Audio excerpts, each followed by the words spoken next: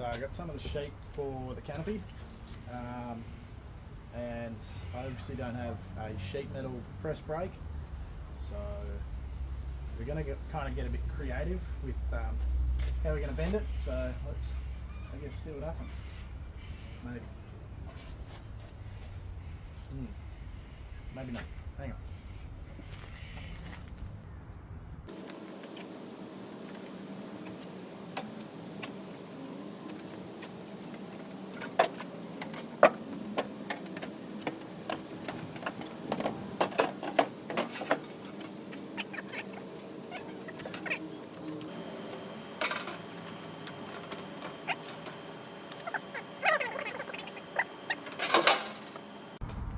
I guess that kind of goes to show that you don't need all the fanciest, craziest tools to do it. I just did it on the tray of the ute with a couple of bits of steel and an old piece of flooring offcut that I had.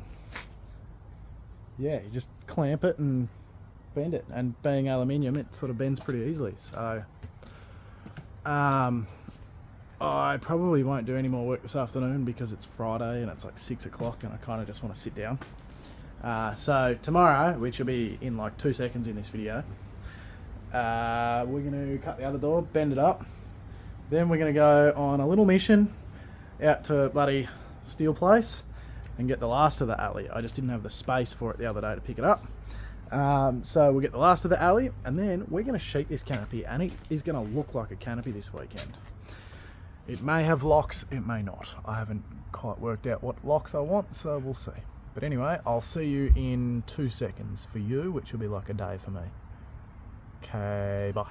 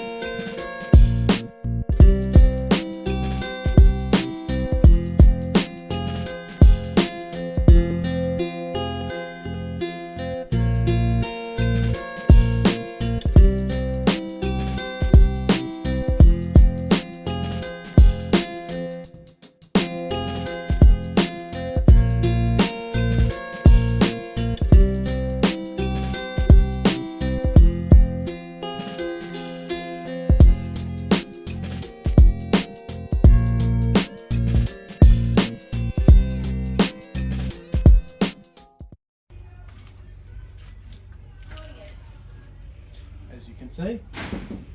Sheeted. I didn't end up going with alloy. I went with gal sheet because it was like $150 cheaper per sheet than alloy. So, whatever.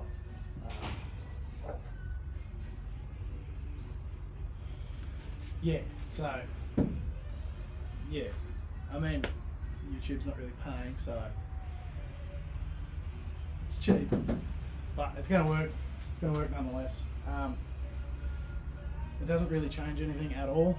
I'm still using alloy on the doors because I'm going a bit thicker because I've got to obviously carry the door lock as well. But we're getting there. We're doing well. Alright, so it's hot as hell. Let's see if I can clean that up, shall we?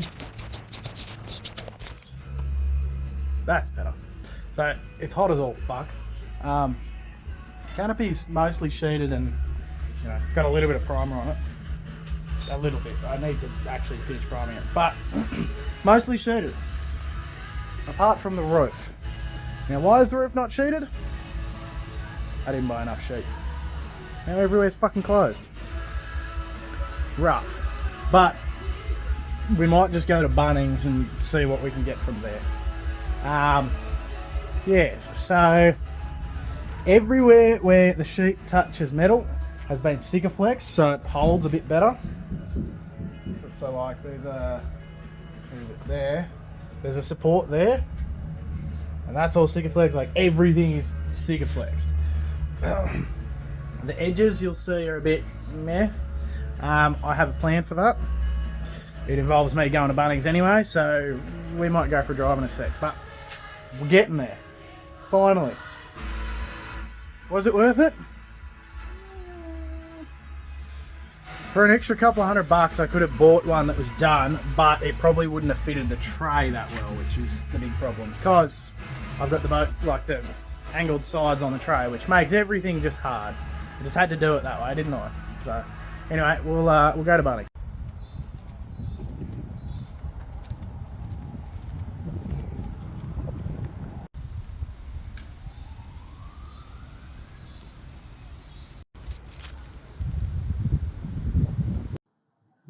Very happy to report the canopy is done. Next video, we're going to do some fun stuff to it. We'll do the interior fit out. We'll carpet it. We might do that in one video. We might be two. But I also want to work out what I'm doing electrical wise, because I kind of need to do that first. And then, yeah. My beard's all fluffy over here. Anyway. Thank you.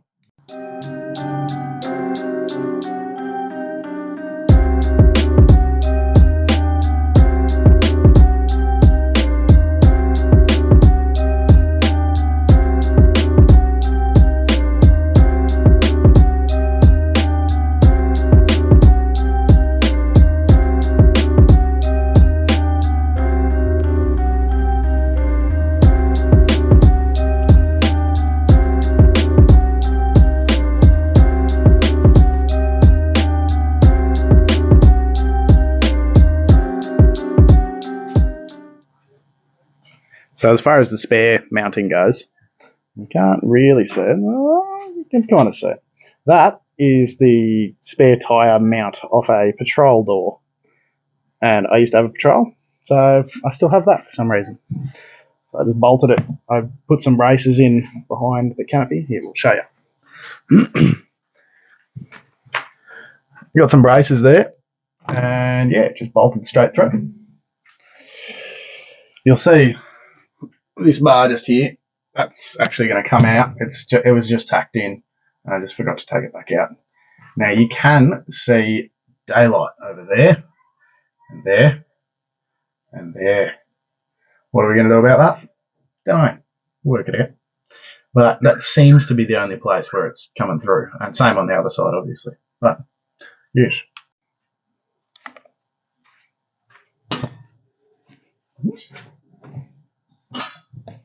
So I just filmed this whole huge thing about talking about the canopy, and it went for like 5 minutes. Didn't turn the microphone on. But canopy's all finished. So we'll run through the cost and then versus whether it was worth it or not. So for the steel, for the frame, it was $260. The hinges, piano hinges, $42.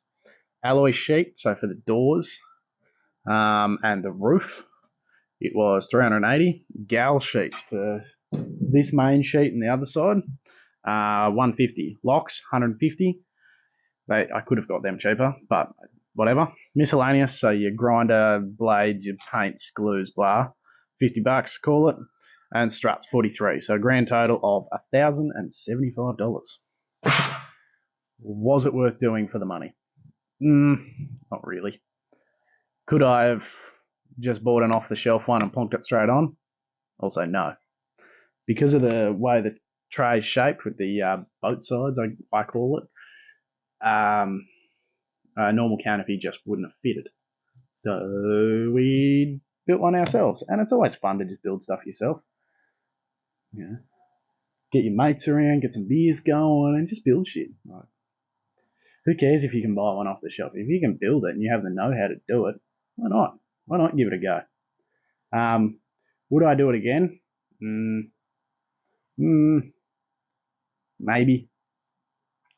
In the next video, we're going to do the interior fit out, or in the next few videos, because I am going to the Gold Coast next week. So next few videos, we'll do the interior fit out, and then we'll go from there. Anyway, thanks for watching. What's your favourite power tool this week? Mine is the battery grinder. That's my favourite. So, thanks. Bye. Just before I shut this video off. Oh, it's so bright over there. Fridge. I just chucked the fridge in there just because I'd like to have it for work.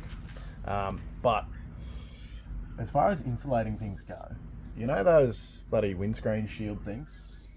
I'm pretty much just gluing them everywhere.